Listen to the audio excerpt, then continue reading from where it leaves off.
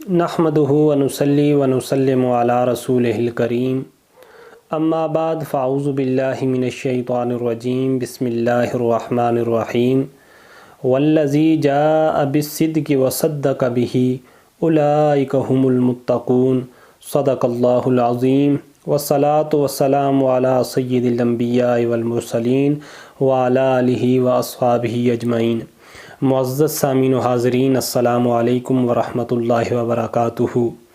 آپ کے سامنے پارہ نمبر 24 سورہ زمر، اس کی آیت نمبر 33 تلاوت کرنے کا شرف حاصل کیا۔ اللہ رب العزت نے ارشاد فرمایا، اور وہ جو سچ لے کر تشریف لائے، وصدق بہ، اور جنہوں نے ان کی تصدیق کی، اولئک هم المتقون، یہی لوگ متقی ہیں، یہی لوگ اللہ رب العزت سے ڈرنے والے ہیں۔ اب اگر ہم لوگ تفاسیر کا مطالعہ کریں تو صدق بہ سے اکثر مفسرین نے جس ذات کو مراد لیا ہے وہ ذات حضرت سیدنا صدیق اکبر رضی اللہ تعالیٰ عنہ کی ہے۔ اسی طرح ایک روایت حضرت علی المرتضیٰ رضی اللہ تعالیٰ عنہ، آپ اس روایت کے راوی ہیں۔ آپ فرماتے ہیں، قال الذی جاء بالحق محمد، کہ سچ لے کر تشریف لانے والی ذات سرکار دو عالم صلی اللہ علیہ وآلہ وسلم کی ہے۔ وصدق بہ ابو بکر رضی اللہ تعالی عنہ، اور آپ کی تصدیق کرنے والی، آپ جو کتاب لے کے آئے تھے اس سچ کی تصدیق کرنے والی ہستی اس روئے زمین پہ جناب سیدنا ابو بکر صدیق رضی اللہ تعالیٰ عنہ کی ہے۔ اللہ اکبر۔ میرے اور آپ کے پیارے آقا صلی اللہ علیہ وآلہ وسلم نے ارشاد فرمایا کہ میرے اوپر کسی کا کوئی احسان باقی نہیں۔ دنیا میں جس کسی نے میرے اوپر کوئی احسان کیا تھا، میں نے دنیا میں ہی اس کے احسان کا بدلہ چکا دیا تھا۔ ہاں، مگر ایک ہستی رہ گئی ہے جس کے میرے اوپر احسانات ہیں، اور وہ ہستی جناب سیدنا صدیق اکبر رضی اللہ تعالیٰ عنہ کی ہے۔ اور مشکات شریف کے یہ الفاظ ہیں، یکافئ اللہ بہا یوم القیامہ، اس کا عوض ان کو اللہ رب العزت بروز قیامت خود عطا فرمائے گا۔ اللہ اکبر۔ یہ جناب سیدنا صدیق اکبر رضی اللہ تعالیٰ عنہ کی شان ہے، اور بخاری اور مسلم کی متفقن علیہ روایت، اس کے راوی حضرت ابو ہریرہ رضی اللہ تعالیٰ عنہ ہیں۔ آپ فرماتے ہیں، میں نے آقا علیہ الصلوۃ والسلام کو خود یہ فرماتی ہوئی سنا، جس شخص نے اپنے مال میں سے صرف ایک جوڑا اللہ کے رستے میں خرچ کیا تو اسے جنت کے دروازوں سے بلایا جائے گا۔ حضور نے صحابہ کو متوجہ کر کے فرمایا، اے اللہ کے بندے، یہ ہے نیکی۔ اللہ اکبر۔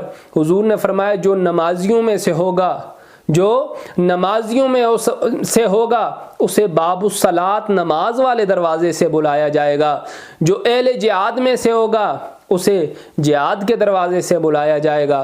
جو اہل صدقہ میں سے ہوگا، صدقات و خیرات کرنے والا ہوگا، اسے صدقہ و خیرات کرنے والے دروازے سے بلایا جائے گا۔ اور جو روزہ دار ہوگا، اسے باب الریان، روزوں والے دروازے سے بلایا جائے گا۔ حضرت سیدنا ابو بکر صدیق کھڑے ہوتے ہیں، عرض کرتے ہیں، یا رسول اللہ صلی اللہ علیہ وآلہ وسلم، کسی شخص کو کیا ان تمام دروازوں سے بیک وقت بھی پکارا جائے گا؟ حالانکہ تمام دروازوں سے تو پکارے جانے کی ضرورت نہیں ہے۔ حضور پاک صلی اللہ علیہ وآلہ وسلم نے ارشاد فرمایا، نعم وارجو ان تکون منہم یا ابا بکر، ہاں، اور مجھے امید ہے اے ابو بکر، جس کو جنت کے سارے دروازوں سے بلایا جائے گا، وہ ہستی کوئی اور نہیں ہوگی، وہ میرا یار، یار غار اور یار مزار حضرت سیدنا صدیق اکبر رضی اللہ تعالیٰ عنہ ہوں گے۔ اب پچھلے دنوں سوشل میڈیا کے اوپر، اور یہ مسئلہ کافی عرصے سے جو ہے وہ چلا آ رہا ہے حضرت سیدنا صدیق اکبر رضی اللہ تعالیٰ عنہ کے بارے میں، کہ آپ نے وراثت میں حضور پاک صلی اللہ علیہ وآلہ وسلم میں جناب سیدنا فاطمہ الزہرا رضی اللہ تعالیٰ عنہ کا حق ان کو نہیں دیا۔ اب ایک کتاب ہے شمائل ترمذی شریف، اس کا ایک باب ہے، باب ما جاء فی میراث رسول اللہ صلی اللہ علیہ وآلہ وسلم، یعنی نبی کریم صلی اللہ علیہ وآلہ وسلم کی وراثت کے بارے میں جو کچھ منقول ہے۔ اب عام قاعدہ اور کلیہ تو یہی ہے، اگر کوئی شخص فوت ہو جائے تو اس کا مال اس کے ورثاء، اس کی بیوی، اس کے بچوں کے درمیان تقسیم کر لیا جائے گا۔ لیکن اب نبی کی وراثت کا کیا حکم ہوگا، اور حضور پاک صلی اللہ علیہ وسلم نے اپنی زندگی میں اس کے لیے کیا قاعدہ ارشاد فرمایا؟ تو سب سے پہلی روایت اس کے اندر جو موجود ہے وہ حضرت عمر بن حارث رضی اللہ تعالیٰ عنہ، جو کہ حضرت سیدنا جویریہ رضی اللہ تعالیٰ عنہ کے بھائی ہیں اور صحابی رسول ہیں، رسول اللہ صلی اللہ علیہ وسلم کی صحبت ان کو ملی ہے۔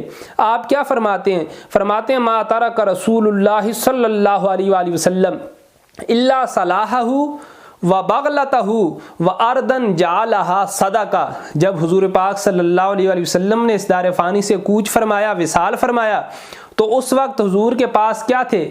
جنگ کے کچھ ہتھیار تھے، ایک خچر تھا اور کچھ زمین تھی جسے حضور پاک صلی اللہ علیہ وسلم نے خود ہی صدقہ قرار دے دیا تھا۔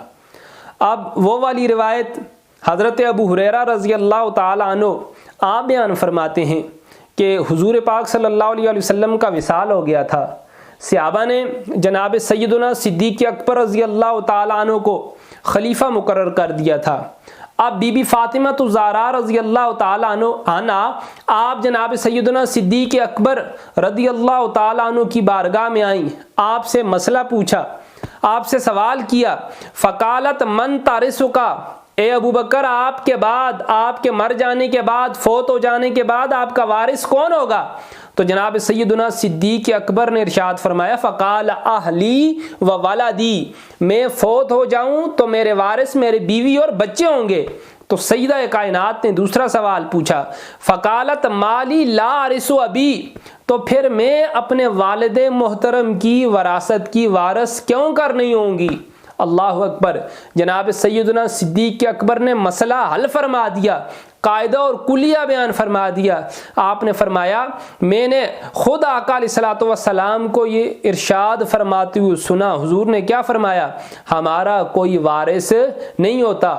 حضرت سیدنا صدیق اکبر نے بات جاری رکھتے ہوئے آگے اور ارشاد فرمایا البتہ جن لوگوں کی کفالت پیارے آقا صلی اللہ علیہ وسلم اپنی زندگی میں فرماتے رہے ہیں، میں ان لوگوں کی کفالت کرتا رہوں گا، اور اسی طرح نبی کریم صلی اللہ علیہ وسلم جن لوگوں کے اوپر اپنی زندگی میں خرچ کرتے رہے ہیں، میں ان لوگوں کے اوپر خرچ کرتا رہوں گا۔ یعنی جو چیز صدقہ ہو جائے، جو چیز وقف ہو جائے، پھر وہ کسی کی میراث یا وراثت نہیں رہتی۔ حضور نے خود اپنا مال صدقہ فرما دیا، تو اب صدقے میں سے کسی کو وہ وراثت والا حصہ عطا نہیں کیا جا سکتا۔ اور ہماری اما جان حضرت عائشہ صدیقہ عتیقہ عفیفہ رضی اللہ تعالی عنہ آپ کیا ارشاد فرماتی ہیں؟ ان رسول اللہ صلی اللہ علیہ وسلم قال لا نورث ما ترکنا فہو صدقہ۔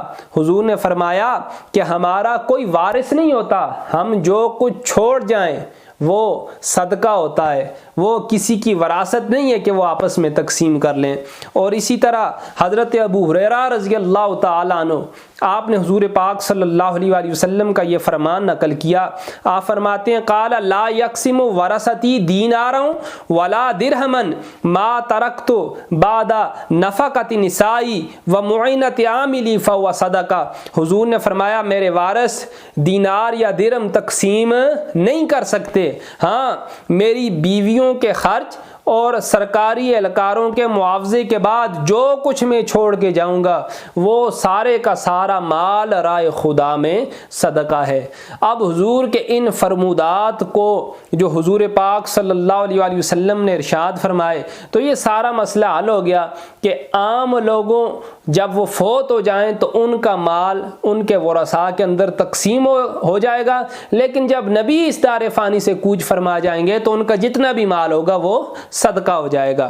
اسی طرح ابو بختری بیان کرتے ہیں حضرت عباس اور حضرت عمر حضور کے چچا اور حضور کے یہ داماد بھی ہیں، حضرت علی رضی اللہ تعالیٰ عنہ، اور حضور کے چچا کے بیٹے بھی ہیں، یہ حضرت عمر فاروق رضی اللہ تعالیٰ عنہ کے پاس آئے اور یہ دونوں ایک دوسرے سے جھگڑا کر رہے تھے، ایک دوسرے سے کیا کر رہے تھے؟ یختصمان، حدیث کے الفاظ ہیں۔ ان دونوں میں سے ہر ایک اپنے ساتھی سے یہ کہہ رہا تھا انت قضا انت قضا انت قضا، اللہ اکبر۔ فقال عمر لطلحہ والزبیر وعبد الرحمن بن عوف وسعد۔ حضرت عمر فاروق رضی اللہ تعالی عنہ نے اس وقت 4 صحابی جلیل القدر صحابی موجود تھے، حضرت طلحہ، حضرت زبیر، حضرت عبد الرحمن بن عوف اور حضرت سعد رضی اللہ تعالی عنہ۔